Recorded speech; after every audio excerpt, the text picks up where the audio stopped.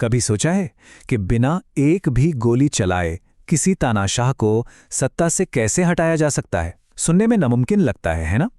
आज हम gene sharp के कुछ कह सकते हैं हैरान कर देने वाले विचारों को जानेंगे और उस विज्ञान को समझेंगे जिसके दम पर अहिंसक क्रांतियां सफल होती हैं। और हाँ, उस बड़े सवाल का जवाब तो ढूंढेंगे ही, एक जालिम हुकूमत को आखिर गिराया कैसे जाता है? अब देखिए, पहली नजर में तो ये सवाल बिल्कुल नामुमकिन सा लगता है ना? जरा सोचिए, एक तरफ एक हुकूमत जिसके पास सेना है, पुलिस है, पूरा सरकारी तंत्र है, और दूसरी तरफ आम लोग, निहत्थे। फिर भी इतिहास इस बात का गवाह है कि ये मुमकिन है, और एक बार नहीं बार बार हुआ है। तो चलिए पता लगाते हैं कैसे। अच्छा, तो इससे समझने के लिए ना हम 6 कदमों का एक रोड मैप फॉलो करेंगे। हम शुरुआत करेंगे अपनी सत्ता की समझ को ही चैलेंज करने से। फिर हम उन पिलर्स, उन स्तंभों को पहचानेंगे जिन पर कोई भी शासन टिका होता है। फिर उसकी सबसे कमजोर कड़ी को खोजेंगे और आखिर में इसे गिराने के औजारों पर नजर डालेंगे। और हाँ, इसमें एक कामयाब असली कहानी भी शामिल है। तो हमारा पहला कदम, राजनीतिक शक्ति का असली स्वभाव, उसे समझना।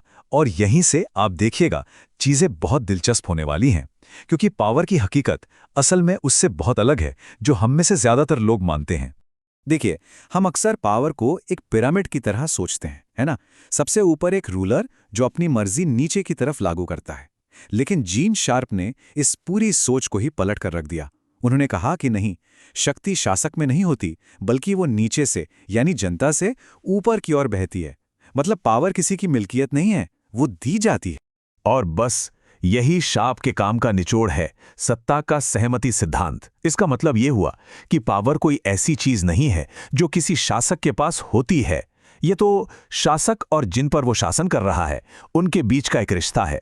और अगर लोग हुक्म मानना बंद कर दें तो शासक की सारी पावर पल भर में हवा हो सकती।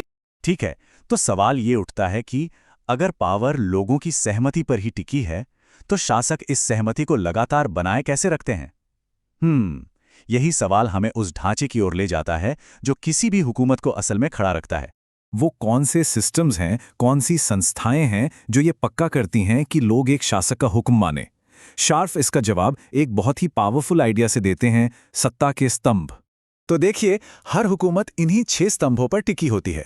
पुलिस और सेना वो ताकत देते हैं, नौकरशाही वो देश चलाती है, और बाकी की संस्थाएं, सोचिए एजुकेशन सिस्टम से लेकर मीडिया तक, ये सब शासक को एक तरह की लेजिटिमेसी, एक वैधता देने में मदद करती हैं। यही वो ढांचे हैं जो लोगों की आज्ञाकारिता को पक्का करते हैं। शार्प का आइडिया ये है कि ये 6 स्तंभ, ये पिलर्स, किसी भी शासन की शारीरिक बनावट की तरह हैं। ये वो ढांचा है, वो कंकाल है जो उसे सीधा खड़ा रखता है। और यहीं से असली खेल शुरू होता है, क्योंकि अगर ये स्तंभ शासक की ताकत हैं, तो यही उसकी सबसे बड़ी कमजोरी भी है। चलिए समझते हैं कैसे। और यही सबसे जरूरी बात है, इन स्तंभों के बिना शासक कुछ भी नहीं है, जीरो।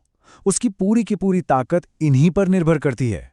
अगर इन स्तंभों का सपोर्ट जरा सा भी डगमगाने लगे ना, तो पूरा ढांचा ताश के पत्तों की तरह ढह सकता है। यही है उसकी असली अखिलीज हील, उसकी दुखती रग। तो सवाल यह है कि इन स्तंभों को टारगेट कैसे किया जाए। शार्प ने 2 मेन स्ट्रैटेजीज के बारे में बताया। एक है पुश या धकेलने की रणनीति। इसमें सीधा टकराव होता है, सोचिए विरोध प्रदर्शन, हड़तालें। लेकिन जो दूसरी है पुल या खींचने की रणनीति, उस ज्यादा चालाकी भरी है। इसमें उन स्तंभों के अंदर के लोगों को, जैसे पुलिस हो या सैनिक, उन्हें अपनी तरफ खींचा जाता है। उनकी वफादारी को हुकूमत से तोड़कर अपने साथ जोड़ा जाता है। अच्छा, अब बात करते हैं उन तरीकों की, उन टूल्स की जिनसे ये सब किया जा सकता है। और यकीन मानिए, ये लिस्ट सिर्फ मोमबत्ती जलाने या मार्च निकालने तक ही सीमित नहीं है। बिल्कुल नहीं। अपनी रिसर्च में जीन शार्प ने अहिंसक कार्रवाई के, पता है कितने, 198 अलग अलग तरीकों की लिस्ट बनाई है। जी हां, आपने बिल्कुल सही सुना, 198। ये पैसिव होना या चुप बैठना नहीं है, ये तो अपने आप में एक संघर्ष का तरीका है जिसका अपना पूरा हथियारों का जखीरा है। इन 198 तरीकों को ना 3 बड़ी कैटेगरीज में बांटा जा सकता है, और ये टकराव के बढ़ते हुए लेवल को दिखाती हैं। पहली है विरोध और अनुनय, ये सिंबॉलिक एक्शन होते हैं। फिर लेवल बढ़ता है और आता है असहयोग। इसमें सिस्टम के साथ सहयोग करना बंद कर दिया जाता है, जैसे टैक्स ना देना।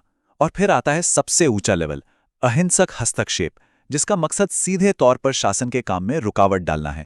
और यहीं पर एक बहुत ही जबरदस्त, एक बहुत ही स्मार्ट आइडिया सामने आता है, पॉलिटिकल जियोजुत्सु।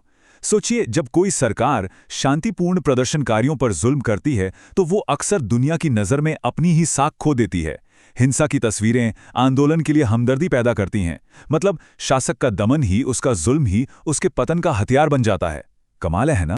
ठीक है, थ्योरी तो बहुत हो गई, पर क्या ये सब असली दुनिया में काम करता है या ये सिर्फ किताबी बातें हैं?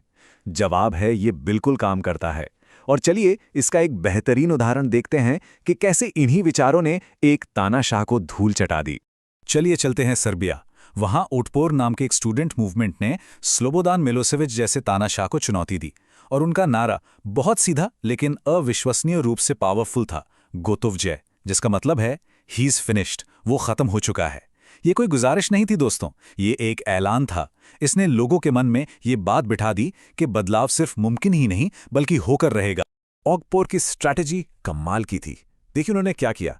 हिंसा की जगह उन्होंने मजाक और व्यंग्य का इस्तेमाल किया। अपनी बंदी मुट्ठी वाले लोगों को एक कूल ब्रांड बना दिया। पुलिस से लड़ने के बजाय उन्होंने उन्हें अपना ही हमवतन माना और उन्हें फूल तक दिए।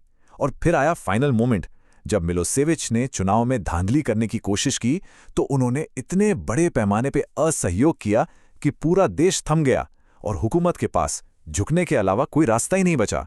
तो इस पूरी कहानी से, इस पूरे विश्लेषण से हम क्या सीख सकते हैं? सत्ता के बारे में जीन शार्प का ये नजरिया हमें कौन सी बड़ी सीख देता है? इसे हम 4 की टेकअवेज में समेट सकते हैं। पहली बात, असली ताकत शासक में नहीं, जनता में बसती है। दूसरी, अहिंसक प्रतिरोध कोई कमजोरी नहीं बल्कि एक बहुत ही सोची समझी एक स्ट्रेटेजिक लड़ाई है। तीसरी बात, जीत की चाबी उन पिलर्स ऑफ सपोर्ट को कमजोर करने में है। और चौथी और शायद सबसे जरूरी बात, कोई भी शासक, कोई भी हुकूमत अजेय नहीं होती।